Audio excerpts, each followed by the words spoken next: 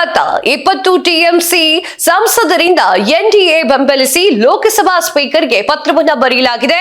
Modi powerful ಆಗಿದ್ದಾರೆ. Hi hello ನಮಸ್ಕಾರ, ನೀವು ನೋಡ್ತಾ ಇದ್ದೀರಾ ಸ್ಪೀಡ್ ನ್ಯೂಸ್. ನಾನು ಕಾವ್ಯ ಹೆಗಡೆ. ಒಂದು ಕಡೆ ಪಶ್ಚಿಮ ಬಂಗಾಳ ಮಾಜಿ ಮುಖ್ಯಮಂತ್ರಿ ಮಮತಾ ಬ್ಯಾನರ್ಜಿ ಅವರು ಇಂಡಿಯಾ ಬ್ಲಾಕ್ ಸಭೆಯನ್ನ ನಡೆಸಿದ್ದಾರೆ. ಮತ್ತೊಂದು ಕಡೆ ಅವರದ್ದೇ ತೃಣಮೂಲ ಕಾಂಗ್ರೆಸ್ ಸಂಸದರು ಎನ್ಡಿಎ ತೆಕ್ಕೆಗೆ ಸೇರುವಂತಹ ನಿರ್ಧಾರವನ್ನ ಮಾಡಿದ್ದಾರೆ. ಬಿಜೆಪಿ ವಿರುದ್ಧ ಹೊಸ ಸಂಘರ್ಷ ಆರಂಭಿಸುವ ಮಮತಾ ಬ್ಯಾನರ್ಜಿಯರ ಹುಮ್ಮಸ್ಸಿಗೆ ಭಾರಿ ಪೆಟ್ಟು ಬಿದ್ದಿದೆ. ಹೌದು, ಲೋಕಸಭೆಯಲ್ಲಿ ಆಡಳಿತಾರೂಢ ಎನ್ಡಿಎ ಮೈತ್ರಿಕೂಟವನ್ನ ಬೆಂಬಲಿಸಿ ಸುಮಾರು 70 ಟಿಎಂಸಿ ಸಂಸದರು ಸ್ಪೀಕರ್ ಓಂ ಬಿರ್ಲಾ ಅವರಿಗೊಂದಿಗೆ ಪತ್ರವನ್ನು ಬರೆದಿದ್ದಾರೆ.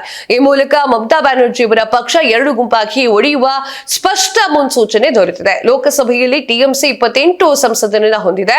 ಈ ಪೈಕಿ 20 ಸಂಸದರು ಎನ್ಡಿಎ ಮೈತ್ರಿಕೂಟಕ್ಕೆ ಬೆಂಬಲವನ್ನ ಸೂಚಿಸಿದ್ದಾರೆ.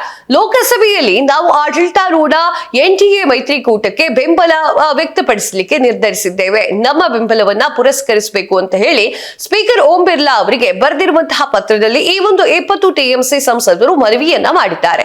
ಈ ಮನವಿಯ ಪುರಸ್ಕಾರಗೊಂಡ್ರೆ ಲೋಕಸಭೆಯಲ್ಲಿ ಎನ್ಡಿಎ ಬೆಂಬಲ 310 ಏರಿಕೆ ಆಗುತ್ತೆ. ಪ್ರಧಾನಿ ನರೇಂದ್ರ ಮೋದಿ ಅವರ ನೇತೃತ್ವದ ಕೇಂದ್ರ ಸರ್ಕಾರ ಮತ್ತಷ್ಟು ಗಟ್ಟಿಯಾಗುತ್ತೆ.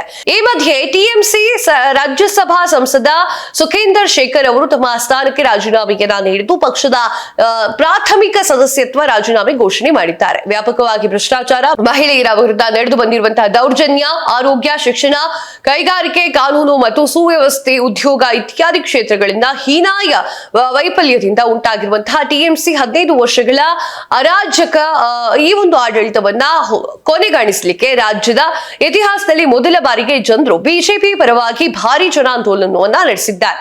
ಜನರ ಈ ಒಂದು ಐತಿಹಾಸಿಕ ತೀರ್ಪನ್ನ ಗೌರವವಾಗಿ ಸ್ವೀಕರಿಸಿ ನಾನು ರಾಜೀನಾಮೆ ನೀಡ್ತಾ ಇದ್ದೇನೆ ಅಂತ ಹೇಳಿ ಸುಖೇಂದು ಶೇಖರ್ ಅವರು ಘೋಷಣೆಯನ್ನ ಮಾಡ್ತಾರೆ. ಇಷ್ಟಕ್ಕೂ ಮೊದಲು ರಾಷ್ಟ್ರ ರಾಜಧಾನಿ ಹೊಸದೆಹಲಿಯಲ್ಲಿರುವಂತಹ ಬಿಜೆಪಿ ಕಚೇರಿಯಲ್ಲಿ ಸಭೆಯನ್ನ ನಡೆಸಿದಂತಹ 10ಕ್ಕೂ ಹೆಚ್ಚು ಟಿಎಂಸಿ ಸಂಸದರು ಎನ್ಡಿಎ ಜೊತೆಗೆ ಗುರುತಿಸಿಕೊಳ್ಳುವಂತಹ ಬಗ್ಗೆ ಬಿಜೆಪಿ ನಾಯಕರಿಗೆ ಸುದೀರ್ಘ ಚರ್ಚೆಯನ್ನ ನಡೆಸಿದ್ರು.